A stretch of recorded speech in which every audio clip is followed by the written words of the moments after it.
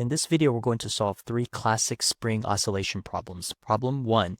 A mass M is attached to a horizontal spring with spring constant K. The spring is compressed a distance x0 from its equilibrium position and released from rest on a frictionless surface. Determine the maximum speed of the mass in terms of M, K, and x0. In this problem, we're going to assume an ideal spring.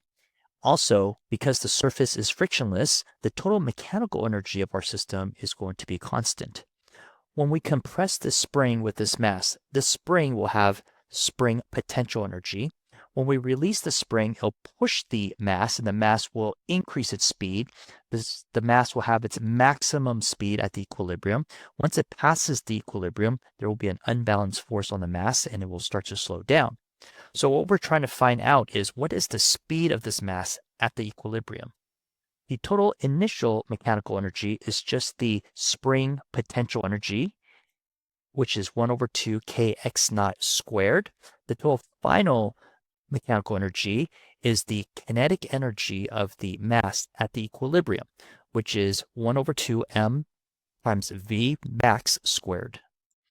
The 1/2 will cancel out. We're going to divide m on both sides, and we get v max squared equals to kx0 squared divided by m. And we're looking for v max, so we're going to square root both sides, and v max is equal to x0 times the square root of k over m. Part B. When the spring reaches a compression of x0 over 2, determine the speed of the mass in terms of m, k, and x0. Now, instead of calculating the maximum speed of the mass, which occurs at the equilibrium, we're going to calculate the speed of the mass when the spring reaches a compression of x0 over 2. So it's going to be part way to the equilibrium. We're going to, once again, use our conservation of mechanical energy equation, EI equals EF. Our initial mechanical energy is still the spring potential energy, which is 1 over 2 kx0 squared. Our final mechanical energy is going to be the kinetic energy of the mass and the potential energy stored in the spring. The 1/2 will cancel out, and then we're going to simplify, and we get kx0 squared is equal to kx0 squared divided by 4 plus mv squared. Next, we're going to subtract kx0 squared divided by 4, and we get mv squared is equal to 3kx0 squared divided by 4. Next, we're going to divide m on both sides, and we get v squared is equal to 3kx0 squared divided by 4m. Square rooting both sides, because we're solving for v, we get that v is equal to x0 over 2 times the square root 3k over m. Part C. At what distance from equilibrium is the kinetic energy equal to the elastic potential energy? Express your answer in terms of x0. When the kinetic energy equals the elastic potential energy, each has half the total energy. So we can say that the new spring potential energy is equal to 1/2 the original spring potential energy when the spring was compressed to x0. The new spring potential energy will be 1 over 2 kx squared is equal to 1 over 4 kx0 squared. Way that I got this number here is I took 1/2 times 1 over 2 kx0 squared, and so I get 1 over 4 kx0 squared. Multiplying 4 on both sides and dividing k on both sides, we get 2x squared is equal to x0 squared. Dividing 2 on both sides, we get x squared is equal to x0 squared divided by 2. Next, we're going to square root both sides, and we get x is equal to x0 over square root of 2. If I want to get rid of the square root of 2 on the bottom, I could multiply the top and the bottom by square root of 2, and we get x0 times square root of 2 divided by 2. Problem 2. A mass M hangs at rest from a vertical spring with spring constant K, causing the spring to stretch a distance d from its natural length. The mass is then pulled down an additional distance a and released. Determine the period of oscillation in terms of the given variables. The equation for the period of a spring, whether horizontal or vertical, is t is equal to 2 pi times the square root of the mass divided by the spring constant. Now there's a second way to write this equation given the variables k for the spring constant and the variable d for the stretch of the spring, which is that at the equilibrium position, the forces are balanced, so the net force equals to 0. So the gravity force down, mg, is equal to the spring force going up, kd. And we can rewrite this as kd is equal to mg. Now, if we divide k and g on both sides, we get m divided by k is equal to d divided by g. You'll notice that there's this m over k inside the square root, and we can substitute that out with d over g. So we can rewrite this equation as t is equal to 2 pi times the square root of d divided by g. So either of these equations would work in this problem. Part B, determine the maximum speed of the mass during its motion in terms of k, m, and a. To calculate the maximum speed of the mass, we're going to use the conservation of mechanical energy. Initially, the spring is compressed and has an energy of 1 over 2 Ka squared.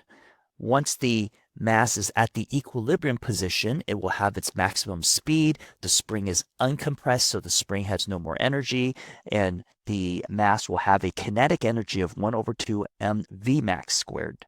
The 1/2s will cancel out. We're going to divide m on both sides, and we get v max squared equals to Ka squared divided by m.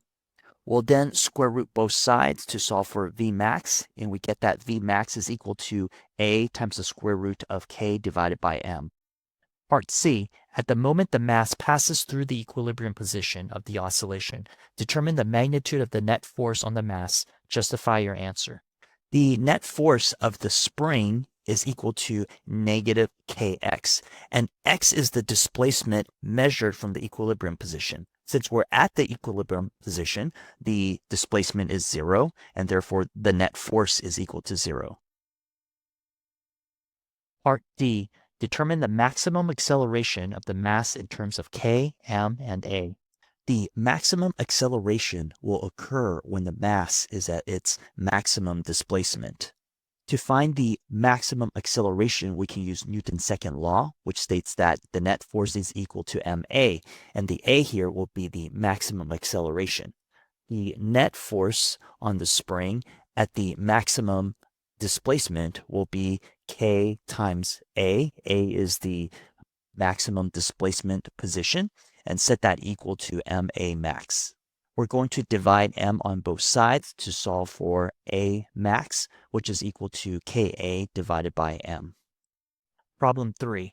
A simple pendulum of length L and a horizontal mass spring system with spring constant K are set up in the same laboratory. Both systems have the same mass m attached.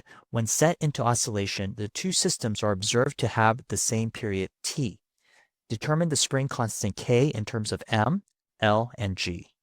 In this problem, we're told that the period for both the horizontal spring and the pendulum are the same. So we're going to start with the equation for both the spring and the pendulum. So the period of a spring is equal to 2 pi times the square root m over k. The period for a pendulum is equal to 2 pi times the square root L over g. Since the period of the spring and the pendulum are the same, we're going to set Ts equal to Tp. Notice that the equations are very similar except for what's inside the square root. And what's inside the square root is m over k and L over g. We're going to set those two equal to each other. And then using a little algebra, we're going to solve for k. So I'm going to multiply g on both sides, multiply k on both sides, and divide L on both sides. So k is equal to mg over L. Part B. The pendulum is now replaced with a new pendulum of length 4L, same mass. Determine the ratio of the new pendulum's period to the mass spring system's period. We're going to start with our equation for a period for a simple pendulum. And that equation is T is equal to 2 pi times the square root L over G. Now we're told that the pendulum is now replaced with a new pendulum of length 4L, but the same mass. The period of the new pendulum I will call T prime, and that is equal to 2 pi times the square root 4L over G. To find the ratio, I'm going to set the new pendulum period, T prime, divided by the original period of the pendulum, which is T, and we get this equation. Notice that these two equations are very much the same except for that square root of 4. So everything will cancel out except for that square root of 4, and the square root of 4 is 2, so the ratio will be 2. Part C, if instead the spring constant were doubled to 2k, keeping the mass the same, determine the ratio of the new spring system's period to the original pendulum's period, length L. In this problem, we're looking at a spring, and the period of an ideal spring is t is equal to 2 pi times the square root m over k. We're going to change the spring constant to 2k. We're going to double it. So our new period, t prime, is equal to 2 pi times the square root m over 2k. To find the ratio, we're going to set t prime divided by t, and that gives us 2 prime times square root m over 2k divided by 2 pi times square root m over k. You'll notice that these two equations look pretty much the same except for the square root 1 over 2. We typically try to get rid of square roots on the denominator, so we're going to multiply square root 2 over square root over 2. And so basically we're multiplying top and bottom by square root of 2, and that gives us square root 2 divided by 2, and that's approximately 0.706.